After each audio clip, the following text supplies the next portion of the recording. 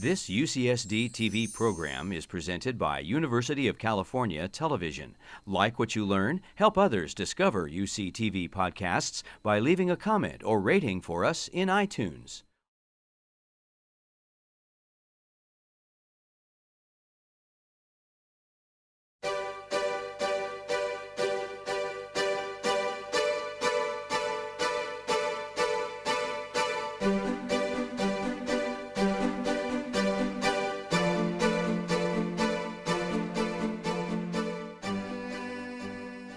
Welcome, everybody. It's a great joy to welcome you to this third annual Helen Edison Global Justice Lecture with Mary Robinson.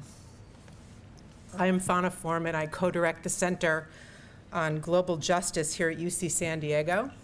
We're a center dedicated to collaborative research across disciplines on the campus and in collaboration with communities and organizations to achieve more effective and sustainable results in bettering human life across the globe and right here locally in our own border region. Our affiliated faculty and researchers and graduate students have projects across the globe, as I said, including right here at home. The center also hosts high-profile events, bringing the campus and the community, the public, together, like this one.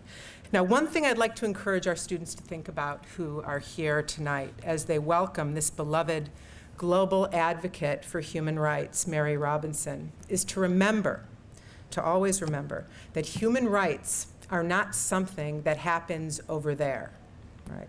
Something far away, that violations are something that happens to nameless, faceless strangers on the other side of the planet.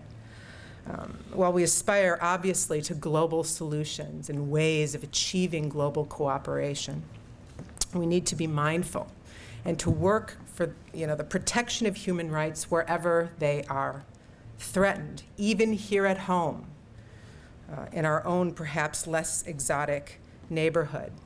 One of the distinctive features of UC San Diego for students who are interested in global development is that we sit virtually at the edge of a global laboratory.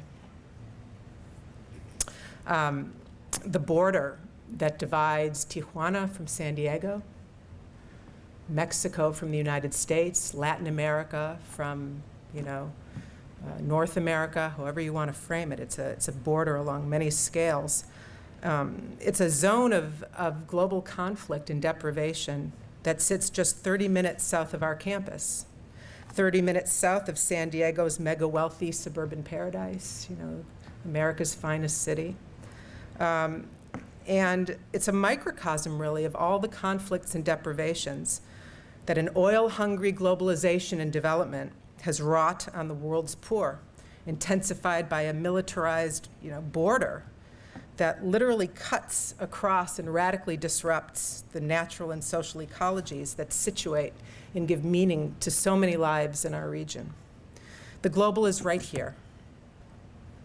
Dear students, a slum of 85,000 people, just a few miles from where we are sitting at this very moment, where children go hungry and without medical care, where raw sewage and waste runs through the streams, polluting estuaries that are essential to environmental health in our region, where the rising temperature and less frequent rainfalls of climate change dry the terrain, creating dust vectors that fill people's lungs and make them sick, and so on. It's all right here, the last slum of Latin America heading north, just a few miles from where we're sitting right now. Something to think about. So I'd like to introduce our guest tonight, Mary Robinson. She's truly a remarkable figure with a long and inspiring career, and I'm deeply honored to welcome her to UC San Diego tonight.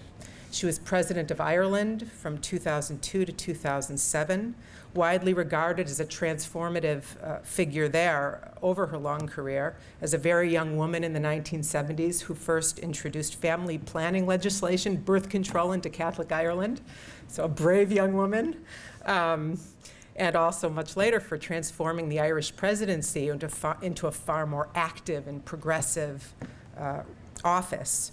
Her commitment to global justice was apparent to everybody then as she led Ireland to become a true global model a global leader for humanitarian aid and intervention.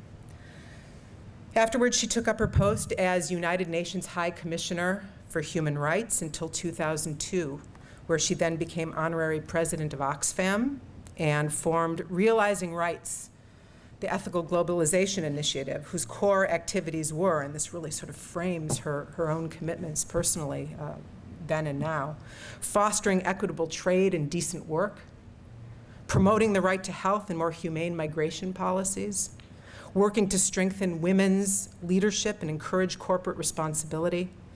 And the organization also supported capacity building and good governance in developing countries. In 2010, she set up the Mary Robinson Foundation for Climate Justice that promotes thought, leadership, education, and advocacy on the struggles to secure global justice for the victims of climate change, who are usually forgotten, the poor, the disempowered, and the marginalized across the world. This indeed is the subject of her talk tonight.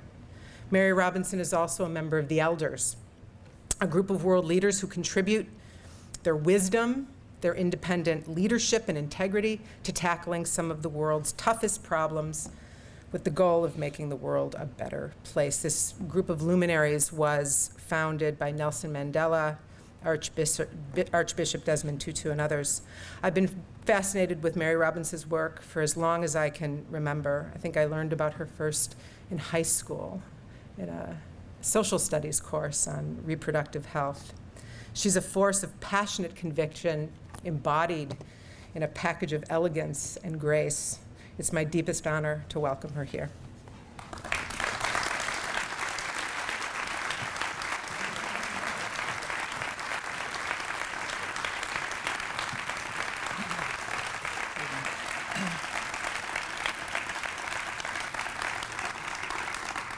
Good evening, and thank you very much for that warm welcome. I'm delighted to be invited to give the third Helen Edison lecture, and to do so under the auspices of the UCSD Forum, Global Justice Forum, and indeed to be so warmly introduced by Fiona Foreman.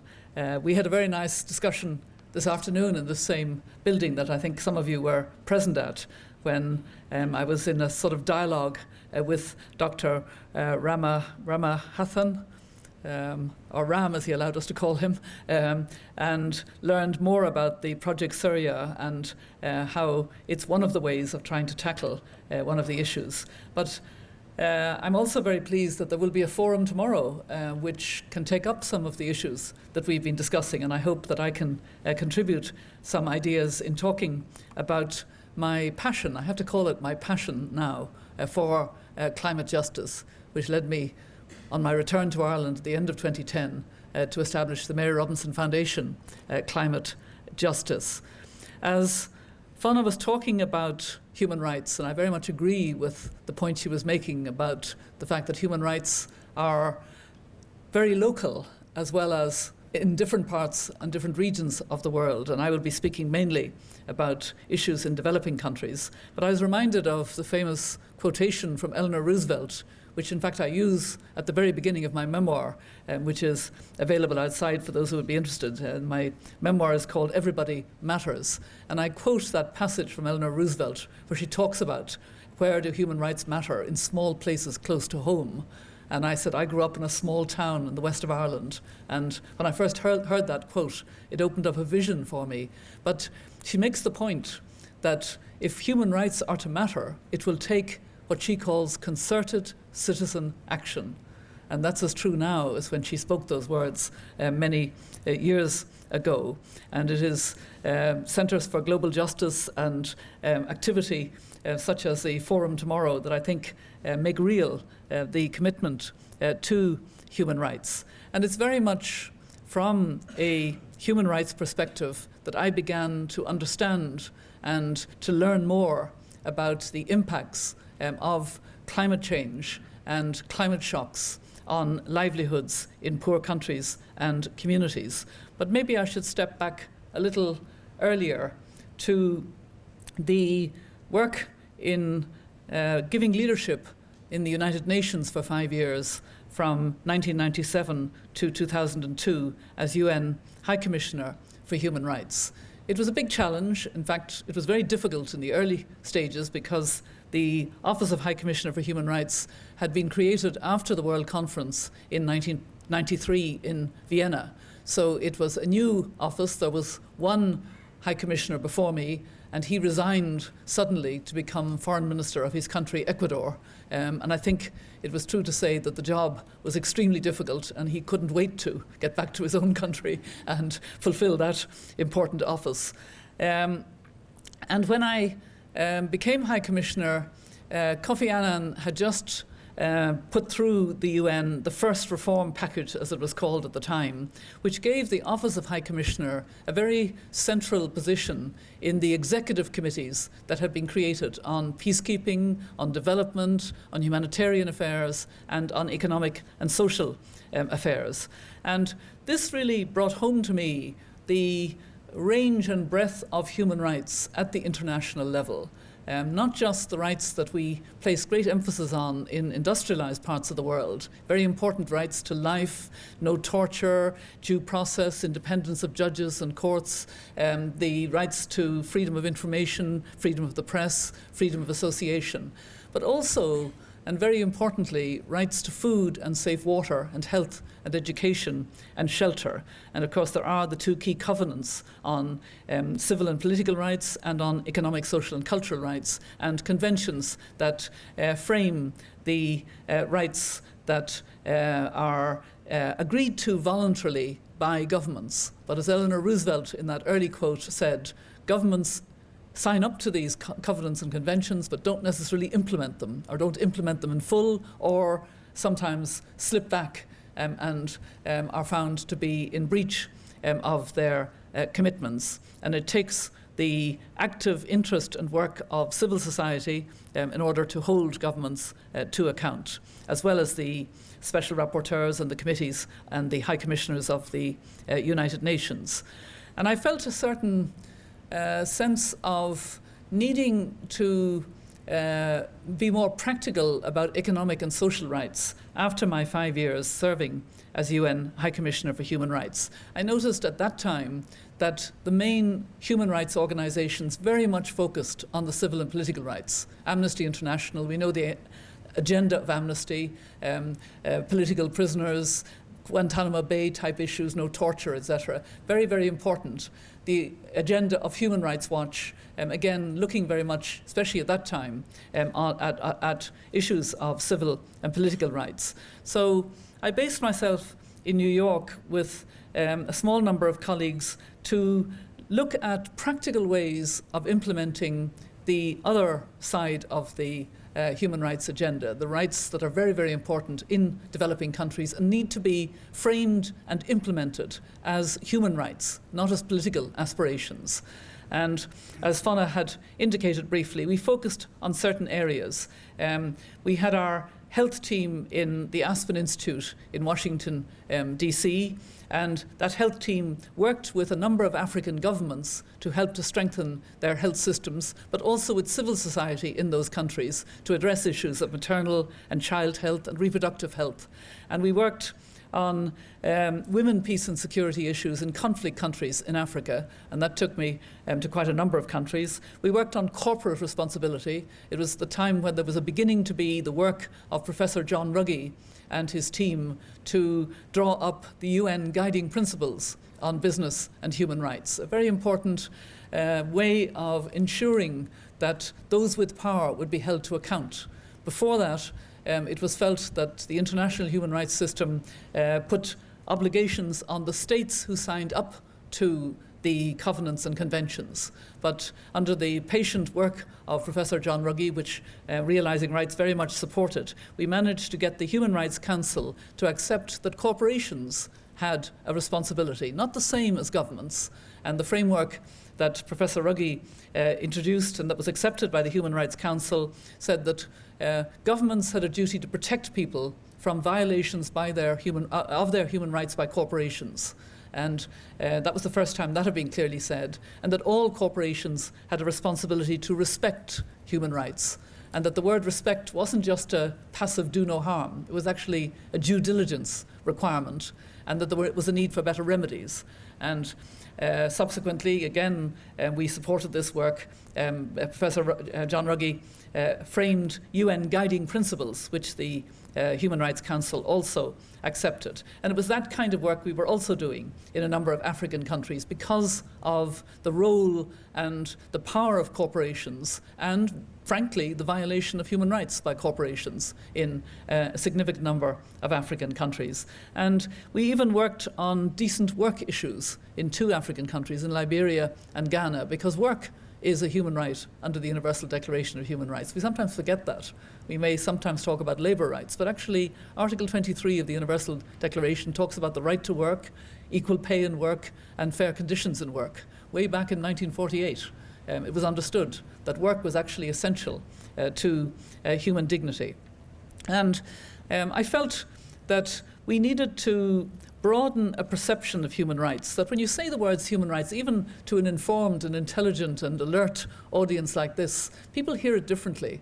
And for many people, the words human rights tend to be very sort of politicized and finger-pointing. Whereas to me, the 2 key articles of the Universal Declaration of Human Rights are, first of all, the first sentence of Article 1. Article 1 says, all human beings are born free and equal in dignity and rights. That's what human rights are about. It's a heritage for everybody since 1948, that we're all born free and equal in dignity and rights. But we know that that's not the reality for millions of people who don't know that they have rights or who live in such violent situations of conflict and violence that they cannot feel protected or secure, or they live in abject poverty, which can be a denial of human rights. And the second article that I don't think we've emphasized enough, those of us who are very committed to human rights, is Article 29, the second last article, which says that everyone has duties to the community, without which you don't reach the full expression of your personality. And I love to tease out the implications of that, because it's not a kind of liberal Western concept. Even though sometimes, as High Commissioner, countries in Asia, for example, would say to me, your rights are Western rights. And I would say, well, is this a Western concept, that everyone has duties to the community, without which you do not reach the full expression of your personality? It means you have to know that you have duties to the community and do something about it. So who is the community here in the region of San Diego? Who is the community in this place that is so near a border with others, in a place where there are such contrasts between great riches and great poverty? It's a very interesting thing to think about, and it's very relevant, I think, to the work of the Centre for Global Justice. Anyway, between these issues of health, right to health, women, peace and security, corporate responsibility, and the work we were doing on trade issues and decent work, I was actually travelling for the period from 2002 until 2010 in a number of different African countries. As Fonna referenced, I was also Honorary President of Oxfam, and that took me to other places. And I began to hear a refrain about 2004, I would say, maybe early 2005. I began to hear in different contexts the same kind of sentence, which I kind of now call the but sentence. But things are so much worse. And it was about the impacts of climate shocks, of weather shocks. But we used to have seasons when I was growing up. My friend Constance O'Kellett of Uganda told me, and we had enough food. We were poor, but we had food because the farmers knew when to sow and when to harvest. And of course, most of the farmers, like her, were women, so they knew exactly how to bring food to the table. But at about that time, and since then, the climate has completely changed in that part of northern Uganda, and it is long periods of drought followed by flash flooding, and then drought again and flash flooding. The school was destroyed, which is how Constance became a leader in her community with a group of women to try and hold their community together. And then Oxfam found her, and she was encouraged to become one of the wise women to talk about the reality of climate in her village. And she used an expression which I've heard in a lot of contexts in Africa. We thought that God was punishing us. we thought that God was punishing us. And then she learned more and learned about greenhouse gas emissions and climate change impacts that were caused by human activity, by fossil fuel use. And she puts it a different way. She says it's the lifestyles of rich people that have caused this deterioration in the poor livelihoods of her community and others. And that is why the word justice kept going through my head at that time. How come that it's the poorest communities that are suffering most because they are vulnerable? And of course it's not all directly climate change. It's also deforestation.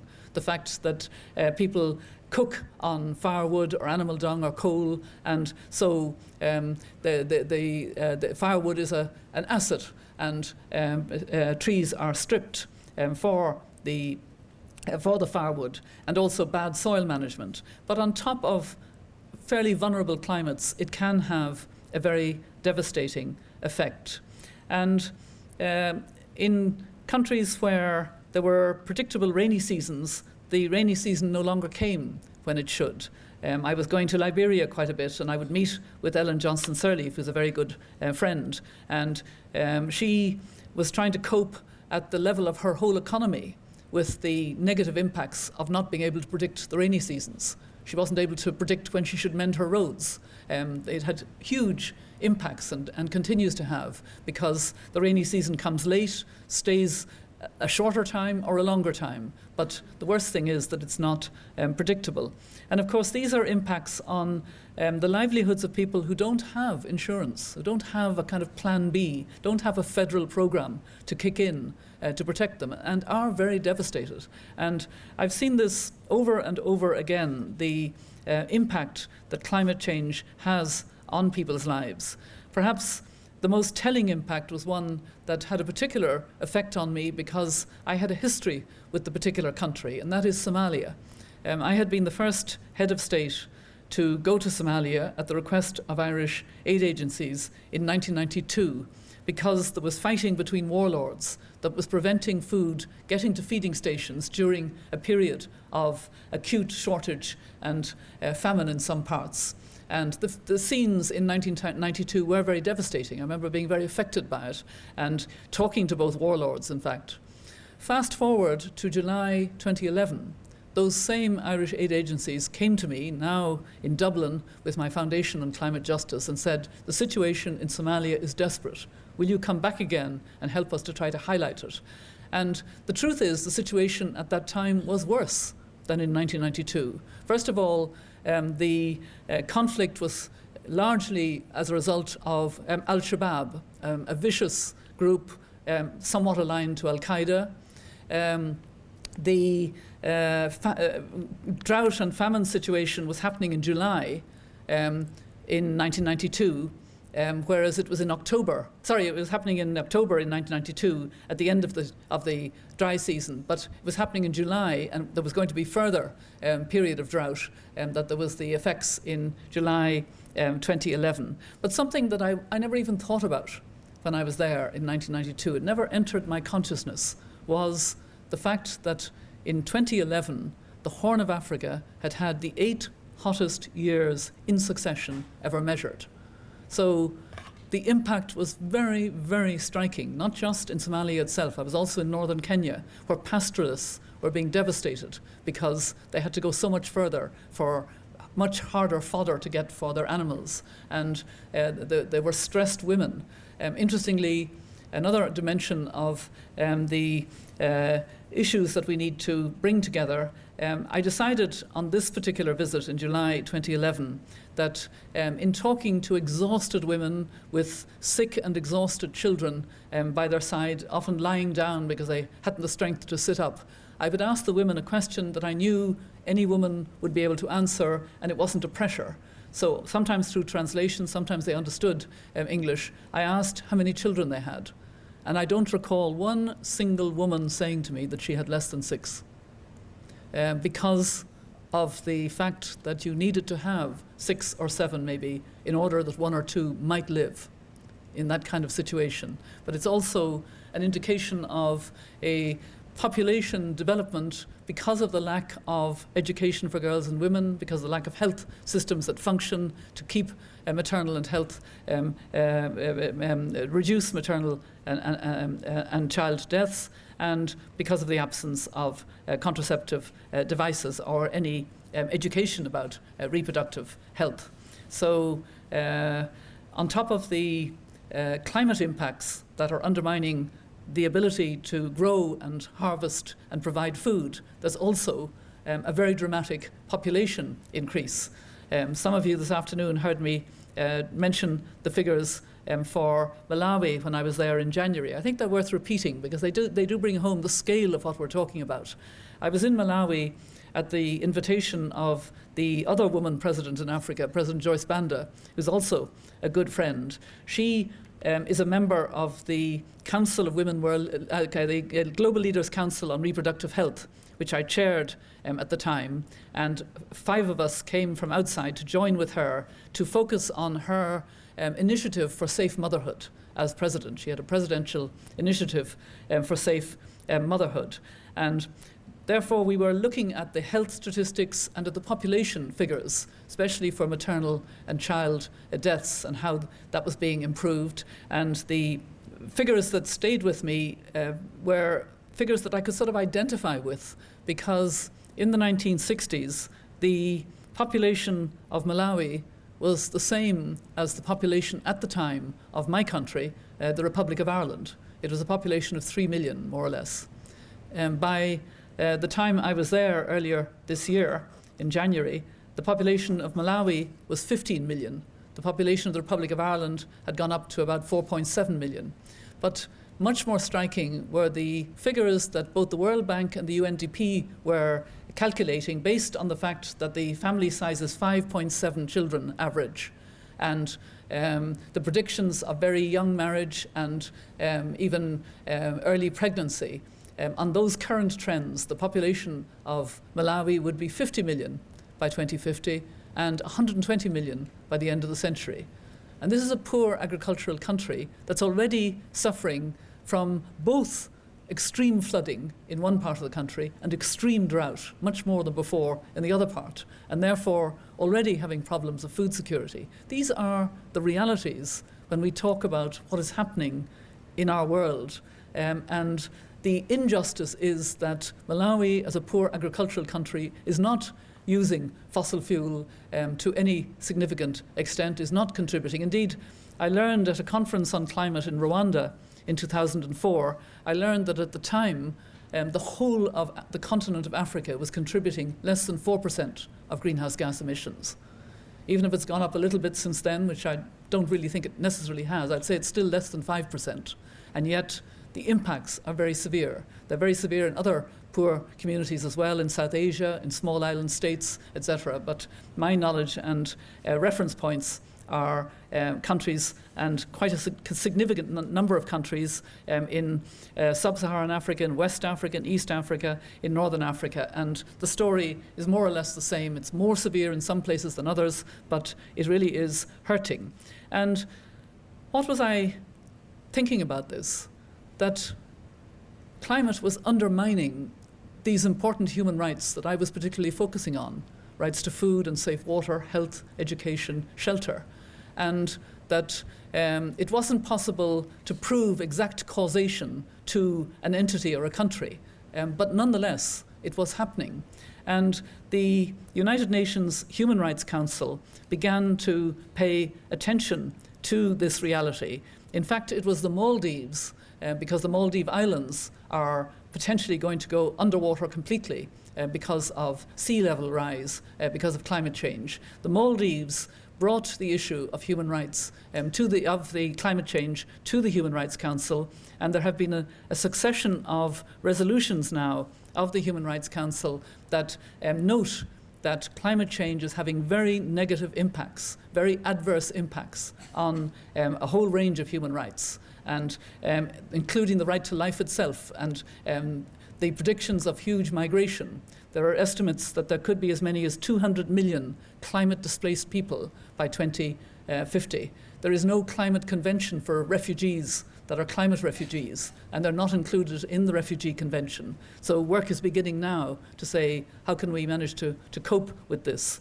So all of these issues brought me to a realization that it was necessary to somehow bring this together in its complexity, bring together human rights, development, the negative impacts of climate, and also the positive things we needed to do about it.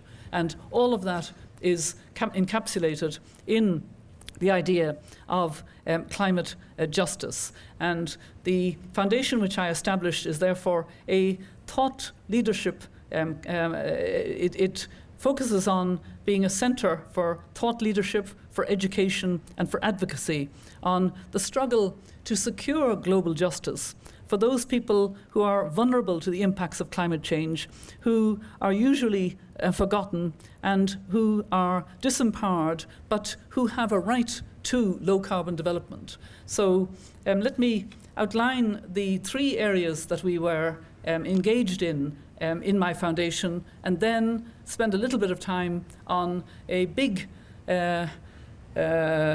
issue of trying to create a movement to create awareness of this, a climate justice dialogue, which we're engaged in with the World Resources Institute, and which has been initiated just in the last few weeks. In my foundation, we wanted to focus on practical ways to address the way in which climate was undermining the poor livelihoods. And very early on, we realized that this had a huge gender dimension. It didn't have the same impact at local level on men and on women, because it was women who would have to struggle more to put food on the table, go further to get the water in times of drought, have to cope with flooding and the destruction of crops, because about 80% of the farmers in Africa are women. So women farm and then cook the food, produce it to the table, and collect the firewood and the water, etc. And all of this was aggravated by climate change. So in response to that, we adopted a twofold approach to women's leadership on gender and climate change, a sort of top-down and a bottom-up. And we encouraged a network of grassroots women's organizations, and we link with other organizations like the Green Belt movement of Wangari Maathai and many other groups at local level. And we have a troika plus of women leaders on gender and climate change. And the troika word is actually a word that is very difficult now in Ireland, because we have a troika which is ensuring that Ireland complies with the difficult financial austerity measures we've had to take because of the financial crisis. And the troika is the IMF, the European Central Bank, and the European Union. So nobody likes the word troika. But unfortunately, I had already used the word troika for this group of women leaders, because it's built on the 3 women who presided over conferences on climate. In Copenhagen, Connie Hedegaard, who's currently the European Commissioner for Climate Action, and then in Mexico, the then Foreign Minister, Patricia Espinosa, and in South Africa, the Minister for International Cooperation, Maite Mashaban. And those 3 women agreed to form this Troika Plus, and the Executive Director of UN Women, Michelle Bachelet, joined, and the head of UNDP, Helen Clark, became a member. So we had over 60 ministers, mainly of environment and of energy, but also about half a dozen of whom were men who were very supportive. We kind of kept men in their place on the Troika Plus, but we didn't want to exclude them either. And this Troika Plus of women leaders worked last year to get the principle of gender balance into the climate conference in Doha.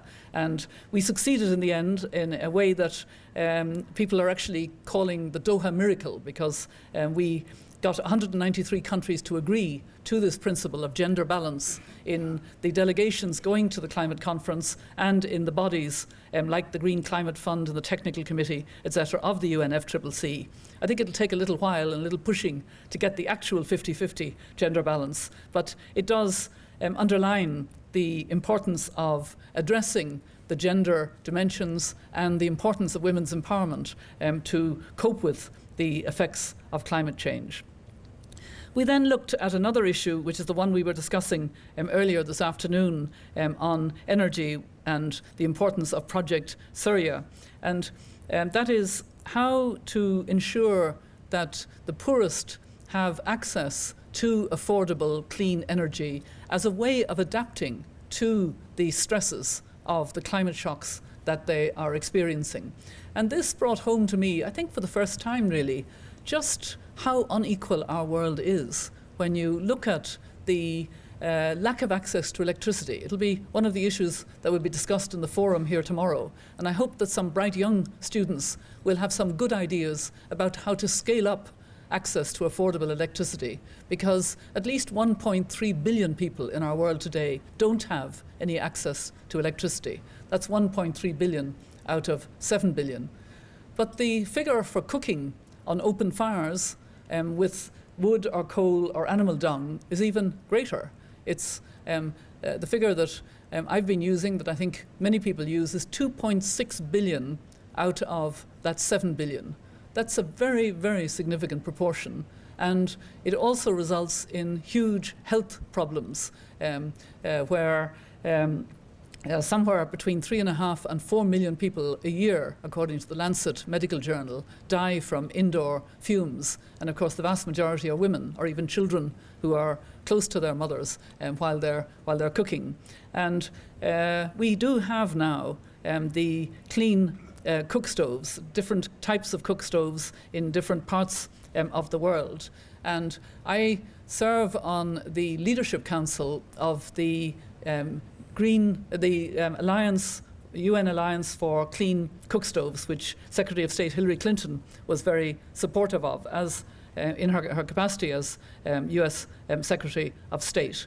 And recently, the Alliance for Clean Cook Stoves set itself an ambitious goal, that the goal was to reach that 100 million households would have clean cooking by 2020.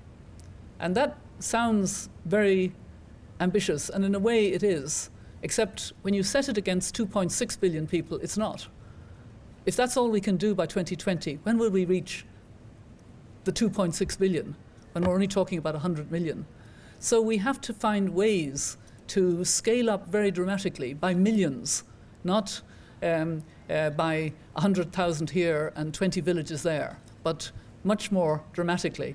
So about 18 months ago, my foundation brought together two expert groups who didn't mix before, who'd never really interacted. One were the energy providers, those who provide energy gadgets, clean cook stoves, lights, etc. And the other was those who work at a serious management level in social protection systems in poor countries. So we brought together experts from Brazil, from Mexico, from India. And it was a very, very important conversation because neither side had ever really thought about the other. In the social protection systems, there were cash vouchers for women to keep their children in school, or school meals, or some supports for productive work, maybe a goat or some chickens, or maybe even a cash voucher. But the poor, if they get cash vouchers, have so many things that are more a priority than energy, like food or school fees or medicines for a dying child. And so they don't spend the money on energy, even if they get cash vouchers. But they spend a lot of money on energy. But it's kerosene and candles for lighting, and then it's the problem of despoiling trees and landscape for the to use the heating, the open fires. So we've now gone to the World Bank with this idea, and the World Bank are they've set up a working group to perhaps pilot the idea of using the large schemes in countries. For example, in Ethiopia, in the social safety net, productive social safety net scheme, there are between 7.5 and 8 million who are very well known and could be part of a catchment for clean energy gadgets. And in South Africa, there's more than 15 million. In Brazil and in parts of India, the numbers would also be very big. It would be possible to scale up very dramatically. And it's that kind of thinking of solutions to change the circumstances positively of those who are negatively affected by climate. That's very much part of climate justice. It's not just drawing attention to how serious the situation is, it's what do we do about it. That's the justice. And there's another justice that I'll come back to shortly. The third thing that we realized, and I've already emphasized it, is that the impacts of climate, the shocks, are causing food insecurity and nutrition insecurity. And this is in a context where there is already a huge inequality and huge problem about food. In fact, yesterday I was in Ontario taking part in a forum on food security organised by the University of California, and it had various components of UC coming together in a major forum on food and nutrition security. And we were looking at the inequalities. The inequalities are inequalities in that almost 1 billion people are hungry every day, and children are stunted because they don't have enough food, they have malnutrition or undernutrition, and stunted children, as I think you know, will never reach their full intellectual and physical potential. It can never be reversed if they suffer from severe malnutrition and become stunted. So it's such a terrible thing, and it's terrible to see in very poor countries now with bad food security, stunted children in villages, in slums, and to know that they have already been deprived of their full human rights, if I could put it that way. And also in rich countries, as you know, we also have families on food stamps. We have children who are hungry. The inequalities are not just in the very poorest countries, but because of a crisis in 2007 and 2008 of very high food prices, partly caused by biofuels, corn and other food crops being used for biofuels, and that aggravated the situation. It was realized that poor countries were not being supported and encouraged in their food production, and it had slipped the development agenda. There'd been a lot of focus on health, a lot of focus on education, and not enough focus on food production. So there has been, it's good to say, much more emphasis now on the vital importance of food and nutrition security. Not just food, because you need the nutrition, you need the quality of food, not just the bulk of food that doesn't have good nutritional quality. And I learned a lot from the excellent forum yesterday. But the challenge of the forum yesterday was, how do we feed 8 billion people by 2025 in a way that is ecologically healthy and doesn't deplete the resources of the ecosystems of the world? And there weren't any easy answers. It was a big challenge to that forum, as it is. My foundation takes the perspective of the very poorest and poorest countries and communities in looking at their food security and their access to water as part of that food and nutrition security. And I'm glad to say that actually next week in Dublin, when I return to Dublin at the weekend, on Monday and Tuesday next, the 15th and 16th of April, there will be an EU presidency conference in Dublin on hunger, nutrition, climate justice. And I love that title, because commissioners will come from other countries of the EU, and that's what they will be talking about. But even more than that, we have framed this conference to be a listening conference to those who actually know the problem, and in many cases know what works in providing food and nutrition at local level. And that is smallholder farmers, Indigenous people. We have 97 participants from different parts of the world, as far away as the Arctic and Mongolia, and different parts of Africa, South Asia, Latin America, coming to share their experiences and actually share South-South practice of how to cope with the impacts of climate and ensure food security. And I think we will learn quite a lot and learn messaging from that. So these were the areas that we were working on. We were working on, as I said, the gender dimensions of climate change, how to get energy to the very poorest that's affordable, because they have a right to develop.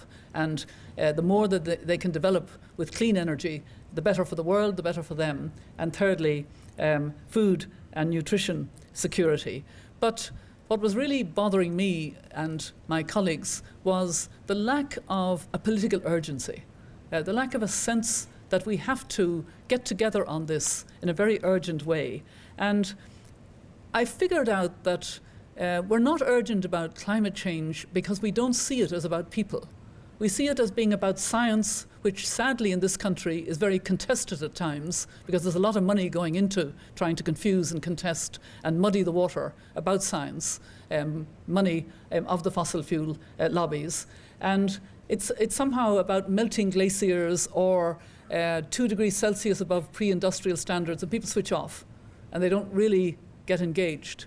But, you know, the warning signs are incredible now. The World Bank had a report recently, which I'm sure a number of you have read, called Turn Down the Heat, what a 4 degrees Celsius world, 4 degrees above pre-industrial standards would be like. And it's catastrophic, it's unlivable. We are not on course for what government said is necessary for a safe world. And I was emphasising this afternoon, and I emphasise it here as well, particularly for the students for whom this is much more of a reality than for somebody who's an elder like me. By the way, I thought that Fonna might mention, I'm not just an elder, I'm one of the younger elders. You know, come on. But it is a privilege to be in that group chaired by Archbishop Desmond Tutu. But in fact, it is young people who should be alarmed that we're not taking more seriously and urgently the political issues relating to what needs to be done. And we should be very focused on the next couple of years. It's a unique moment in time, from now until the end of 2015, because there are global agendas that should be implemented by the end of 2015.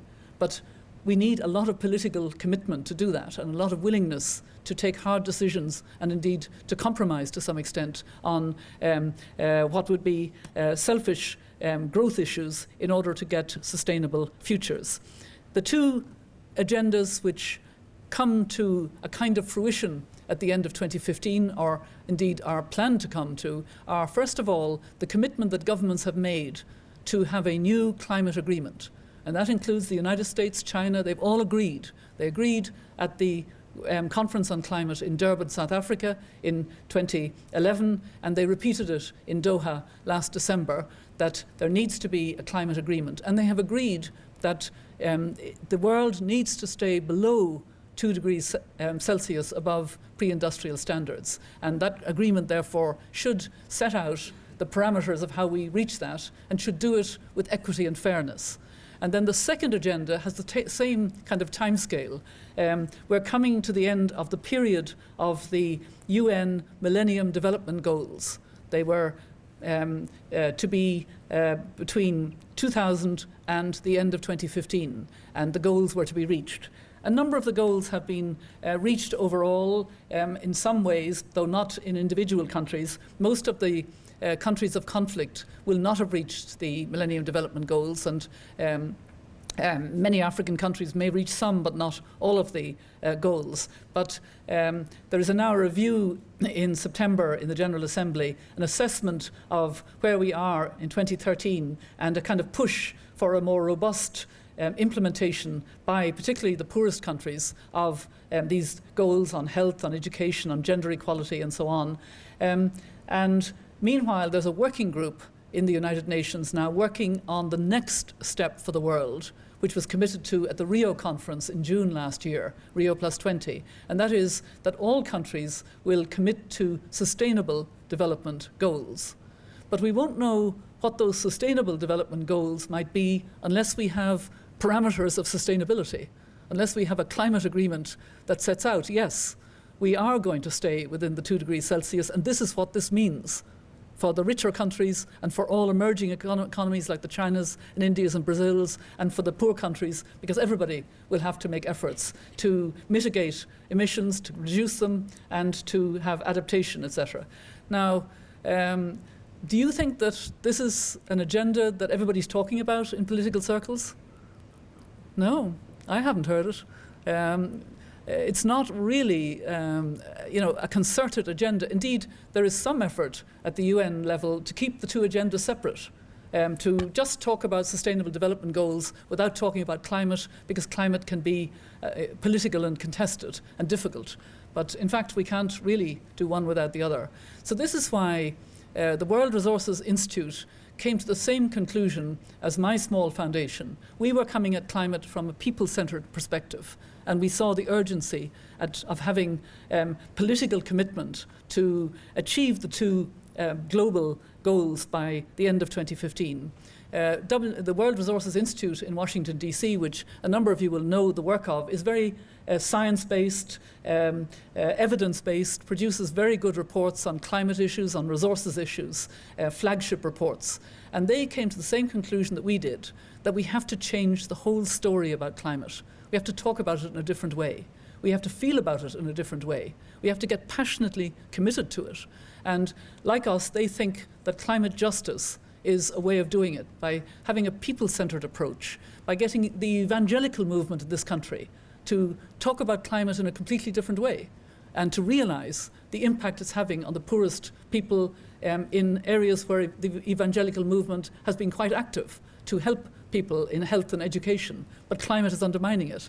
And they have to change the mindset and understand what is going on. So we have launched a climate justice dialogue in order to galvanize energies for political commitment, and to bring home through what we're calling kind of constituencies of demand in every country, for the leaders of that country to take seriously their appropriate responsibility to ensure that we get a new climate agreement, and that we get sustainable development goals that are seriously going to keep us on track for a safe world. And the last thing I'll say, because I'd love to hear your views at this stage on some of these issues, the last thing I'll say is that it's very much in my mind that there is an injustice about where the impacts of climate are hurting already and those least responsible. So the justice dimensions are very clear. But there's another kind of justice that we have to think about more and more, and that is intergenerational justice. This is the first time in human history that we have to take decisions now because of the impacts that are going to take effect on our children and grandchildren if we don't take decisions now. We're running out of time, in fact. And earlier this afternoon, I was saying what I'll repeat here, that I do quite often now talk about this in very personal terms, because I feel very personal and very passionate and very committed to doing what I can because of that intergenerational justice as well. I have 4 beloved grandchildren. I'm a real Irish granny. 2 of those grandchildren live in Dublin and 2 live in Barcelona. They were with us at Easter, all 4 of them. And when I look at them, I think of the world that they will have when they're in their 40s. It will be 2050, and they will share that world with 9 billion others. And I do worry about what they will say about us. What will they say about what we did or failed to do, especially in the coming up to 2015, because I've no doubt that historians will be talking about 2015, the big year of the start of Sustainable Development Goals, the big year when countries had committed to a climate agreement. If we miss those, or if we don't fulfill them in a meaningful way, if they're paper but not actually dealing with the problem, then what will they say? I think I can hear the echoes of what they will say. I think they will be extraordinarily frustrated and angry and stressed and worried because of the climate shocks that will be so much more severe, the displacement of people that will be so much more severe, the islands that will have gone under because of the failure to counter the impacts of climate change. And that's something that I think we need to think about, that intergenerational justice. Maybe it's something that women think about more. We talk a lot about our children and our grandchildren, and maybe it's easier for us to think in terms. But I certainly find that it's a way of bringing 2050 a lot closer. It's only 37 years away. It's not that far away. And yet those who talk about climate talk in terms of it being a really key period where if we have not taken the steps we should have, then the results can be very worrying. And I'm not trying to engender a mood of doom and gloom and send you all home to have a sleepless night. Far from it.